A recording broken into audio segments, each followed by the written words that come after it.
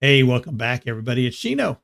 We're back in Modded to the Magical Max. Hope you're doing well. I'm doing good. Last episode, we created for ourselves a couple of golden items. We got the Angel Belt, and we got a Night Watcher mod. Got it, or Night Watcher. Got it set up right back up over there. And those two devices, they're modded items that one, of course, the Angel Belt, as you can tell, allows me to fly. Gives me basically creative flight in the game. And then the Night Watcher keeps bears and wolves and all that at bay, or at least they should. So the Night Watcher works in a set range, right? And I moved it up over there because I still want to have drifters spawning in this area, and I still want to have the rifts form and all that. So I set it up over there so to kind of be out of the way. Well, I was up here working in my roof, and I started hearing a bear, and came out, and we actually had a bear inside this area here. Holy cow. But no big deal. I just lured him back over on this side, dispatched him over here. So decided I'm going to go ahead and make another Night Watcher. I got to get some more gold together, but when I do, I'm going to make another Night Watcher and probably put it back in here someplace. Kind of kill spawning in this area, but still keep it far enough away that I don't have to worry about, the stopping the drifters from spawning in this area. But I did raise the wall up too. I thought that might be a good thing to do. Go ahead and raise the wall up. And so I'm going to continue doing that here, coming along and raising this wall up another spot. Hello. What are you doing here? Go down. Thank you. Anything good on you? Yeah, I'll take the flax fiber. Sure, why not? So what else have I been doing between episodes? Really just exploring, going around and find some stuff. And actually I did find, let me bring up the map here. Zoom back out. I had gone back over where here, and this is the area where the limestone's at. Halites up here, all that. So I want to come back over because I needed some more limestone for making plaster. And I went exploring around while I was there, and I found an alchemist hut. So yeah, finally found an alchemist hut. Hopefully we'll get to check that out. Other than that, just been keeping the gardens going, kind of keeping things moving along here. Trees getting closer. Got a couple of these are just 2 weeks away from having fruit. So I am super excited about that. We're going to have to make sure we have lots of barrels set up so that we can start preserving all this fruit and wine and all of that. We're going to get it all converted over. Cool. All right. So what are we going to be doing in this episode? Well, you'll recall that we've had one harvest of pig, or not harvest, but we've had one birthing of pigs here that's occurred. Now, we are getting ready or getting close to being able to get our second birthing done. We just need these to grow up a little bit, but I thought it's probably a good idea that we kind of talk a little bit more about the Detailed Animals mod and kind of explain my strategy for generations and how to keep inbreeding from occurring when you're using this mod. Cool. All right, let me get some stuff gathered up, put together, and we'll be right back. All right, before we get started, let's talk about a few things about the Detailed Animals mod. The Detailed Animals mod adds realistic genetics to Vintage Story and adds tweaks to animal conditions to allow for better or worse yields depending on the condition of the animal. Two biggest areas for the player to watch are nutrition and genetics. With nutrition, animals will graze naturally and will sustain themselves without player intervention. Grasses and dirt patches in the area of the pen shows where grazing has taken place. Babies will also nurse off their mothers.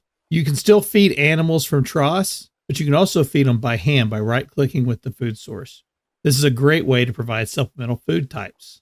Speaking of food types, if you want to be able to improve the animal's condition, it's important to vary their diet, but all foods have a little bit of all the nutrients. To add fiber to your animal's diets, you can feed them mostly from grass. Sugar, you can provide them honey and fruit.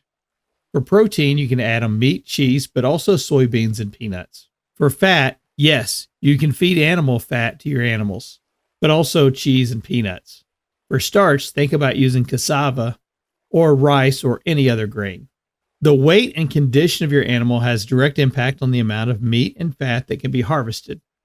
The heavier in weight, the more meat.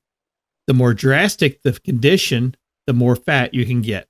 Your animals will lose weight if they're not being fed, but they can't die from hunger.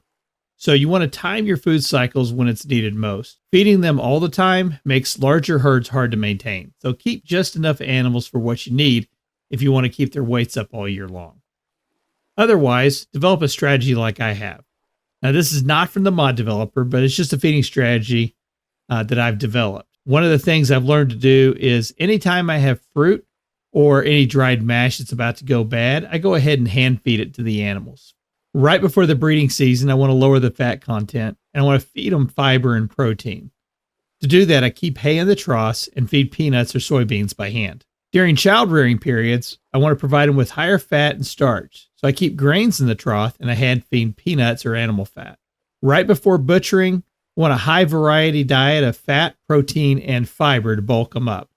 1 trough of hay and 1 trough of peanuts or soybeans, and then hand feed animal fat whenever they'll take it. Now let's talk about genetics. This mod adds inbreeding as a possibility, which forces you to plan out your farming strategy. Keeping one mated pair and killing the offspring will work, but you want to build your generation levels beyond Gen 1. Breeding pairs that have the same parents has a negative effect on the offspring. Now, with this mod, a small amount of inbreeding is okay, and it may not cause too many lasting issues, but it's not something you want to repeat generation after generation. So what I've decided to do is I'm going to name the animals. No, I'm not going to give them specific names, but I'm going to go ahead and name the pens that the animals are in. I'm going to use signs to show those family groups on the pens, and that way I know which ones I can move in and which ones I need to move out. Now, if you're going to develop a strategy for breeding beyond more than just one generation, you're probably going to want to keep one more male than you have breeding pens. That way you can rotate between generations. All right, let's go get started. Oh, look at that sunrise. Those rays coming through. That's beautiful. That's beautiful. All right, we need to grab a little more grain from downstairs. And we're going to grab... oh, yeah, and I've got some area down here for where I've been getting some honey. And getting that stuff kind of ready as well. Let's see. We're going to need grain. Let's grab some soybean. All right, more than enough. And we'll grab some rice. And we got some more flax here. Cool.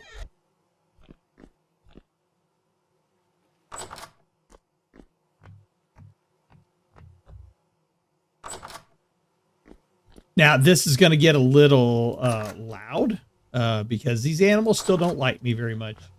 They're still Gen 1, so they don't like me. Lots of hooting and hollering. All right, so as I said, we're going to be getting close to the purging season for these pigs. So we are going to want to probably go ahead and give them a little more protein. So that's what I brought the soybeans down here for. So let's go ahead and put soybeans in the trough.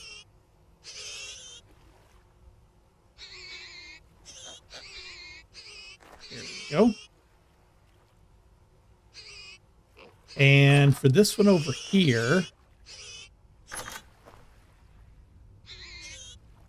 we're going to put some rice grain in.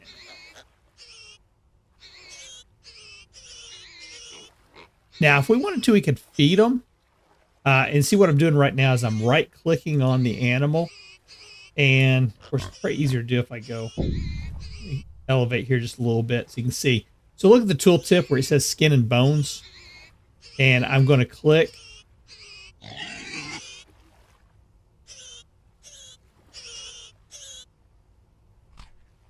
There you go. See where it says famished in the lower area there? Hungry. And every time I do this, it's going to give them a little more. See, now it says somewhat hungry. There you go. See how it's changing? It's going up in level. So that's what I'm doing is I'm actually feeding them by hand. And that's the condition that you're looking at. So the skin and bones is going to tell you like if you're going to get a lot of fat or not. Now it's peckish. And the weight's going to tell you how much meat you're going to get. So when you have obese, then you're going to get lots of fat off of them. Oh, he got me. Now, you see now where I'm clicking, it says doesn't want sugar right now. Okay. So giving them all the food that they want as far as sugar goes. They don't want any more of that. That one now says it's stuffed. This one says not hungry. So that's how you can feed them by hand. Kind of keep stuff going that way. I'm going to put just regular grain in this one. There we go.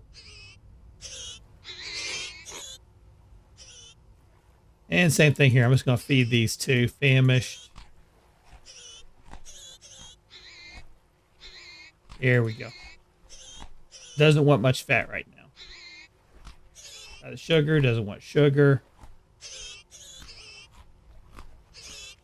There you go. They're fed up. All right, let's take, let's grab this. Let's grab this. So here's what we're going to do. Can I put a sign on that? I can. Cool. So I'm going to shift right click that. And what I'm going to say here is that this is family 1. And it was male 1. That was the one that, that's how I did this one. Okay. Now we do the same thing here. But now we're going to call this one was family 2. And it was male 2.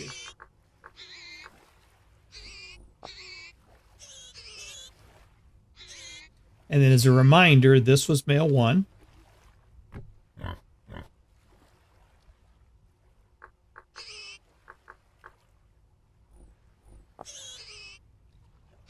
And this one was male 2.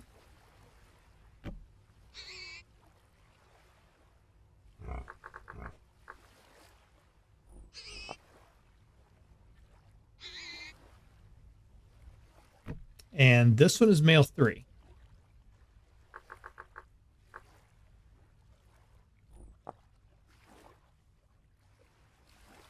All right, so what I'm going to do is as I prepare for the next generation of animals, I'm going to bring male probably 3 and put it into this one. I'll put male 1 into this one, and male 2 will stay over here.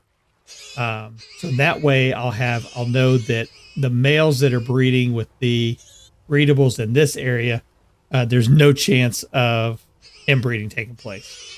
And same thing here. Now, I understand there is the mechanic within Vintage Story that breeding can take place between pens, through pens. The male only has to be within 10 blocks of a female for breeding to take place.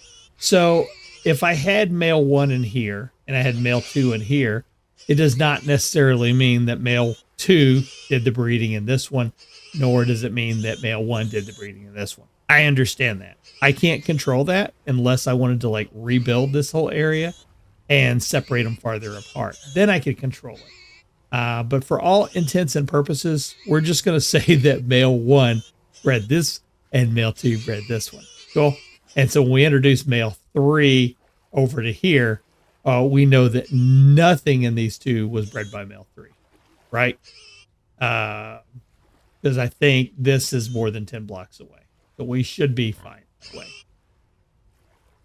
All right, I need to put some more food down. And just to show you that you can feed with the proteins. There you go. See, he says malnourished, very hungry, and all that meat's gone. And now he says hungry. So yes, you can feed with just protein if you wanted to. Now for right now, I'm going to go ahead and I'm going to put these cages right out here. We're going to be needing these coming up here pretty quick. But these are the cages that we use for moving the animals around. So when it comes time to move them, then I'm going to grab a cage and grab the males that I need and put them into the right pen. I don't want to do it right now, but I will be doing that soon. The other part of this is we're not going to need all these baby piggies, and we're not going to need those mamas. So once these babies become full-grown adults, we will be going through and killing off all the Gen 1s that we have in here and getting rid of them.